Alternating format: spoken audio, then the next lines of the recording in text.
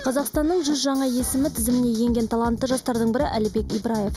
Фотоөнерді жастайынан жанына жақын тұтса да, балалық әуесқойлығы үлкен қызығушылыққа ұласады деп әсте ойламаған екен. Бүгінде Оспанәлі лақап атымен танымал кәсіби фотосуретші әрі маркетологтың туындылары ерекше. Яғни ол визуалды өнер арасында сынама жасап, фотосурет индустриясында өз орнын тапты. Адамның портретін көрсету үшін бірінші ішкі дүниесін қазбалау керексің да. Бір сәт есімде қалды. Жай ғана балық аулап отқан апа болған неде Боровойда түсіріп отқан кезде. Сосын сұрадым, әпке қанша сағат болды отырғаныңызға? 4 сағат болды дейді. 4 сағаттың ішінде 3-ақ балық аулағансыз ба десем, маған күліп тастады, балам сен не кризис дегенді не адам ойластырады дейсің ба дейді.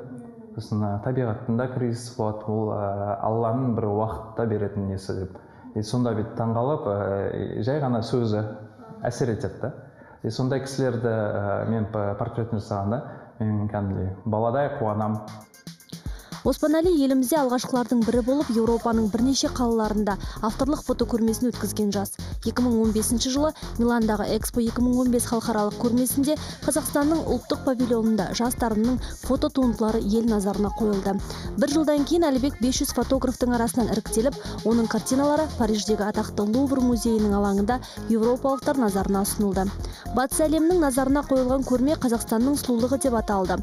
Оспанәлі осы байқауда ең үздік фотографтардың 26-лығына енді. Бұл жас суретші үшін ең бақытты кезең еді.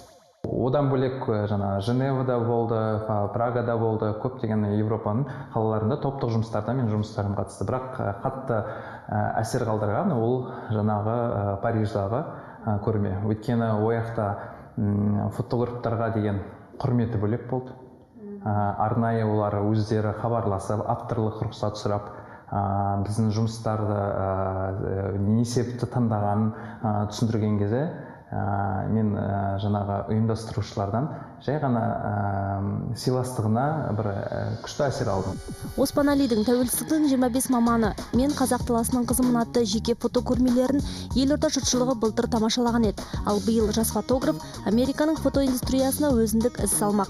Ұлттық бояуы басым шынайы болмысты көрсететін суреттерді жарыққа шығару Әлібектің басты ұстанымына айналған. Ол осы жолда ізденісін жетілдіріп, халықаралық жобаларды іске асыруды армандайды және оның орындалатынына сенеді.